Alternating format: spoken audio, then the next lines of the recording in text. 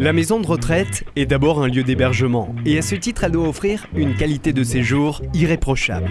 Une personne est particulièrement chargée du confort des résidents et veille à chaque moment au parfait fonctionnement des services. Cette personne, c'est la gouvernante, une appellation ancienne qui fait place de plus en plus au titre de responsable d'hébergement. Après un parcours riche en expérience, Christina a choisi d'occuper ce poste de responsabilité. Je cherchais des petits travails, donc j'ai envoyé mes CV dans des maisons de retraite. Donc au bout de quelques années, j'ai demandé une formation d'aide-soignante. Et lors d'un stage, ça m'a permis aussi de me rendre compte qu'à un moment donné, je risquais d'avoir un manque, peut-être dans la gestion aussi des équipes. Et donc, il y a eu d'ouverture pour être donc, responsable d'hébergement et vie sociale, donc gouvernante.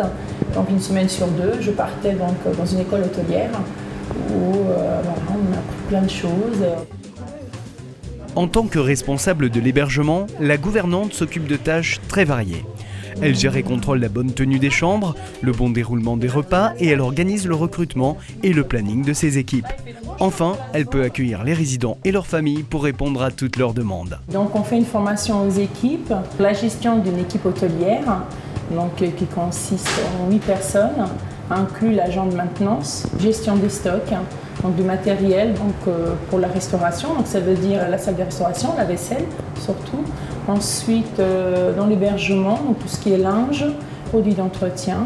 Et après, moi j'ai un rôle du bon respect de ces protocoles, qu'on parfois il faut réadapter aussi en fonction des besoins. J'arrive quand même à maîtriser, à gérer et à me rendre disponible quand la personne âgée a besoin de me voir. Entrez! Bonjour madame, vous allez bien? Ça va, merci. Comment ça va? Il faut aimer les gens. Et puis il faut avoir une certaine capacité de diplomatie. On essaye de trouver des solutions qui vont s'adapter au mieux à leurs attentes pour que le séjour se passe au mieux. Mes responsables ainsi que mes équipes, quand dans le quotidien ils sont face à un problème, ils attendent de nous qu'on leur trouve des solutions. Le sens des responsabilités, une forte dose de diplomatie, un goût du travail en équipe et une juste connaissance du public sont les quelques ingrédients nécessaires pour faire un bon responsable d'hébergement. Pour un directeur, ce sont des fonctions support. Il est important d'avoir une expérience en maison de retraite, de la relation avec la personne âgée.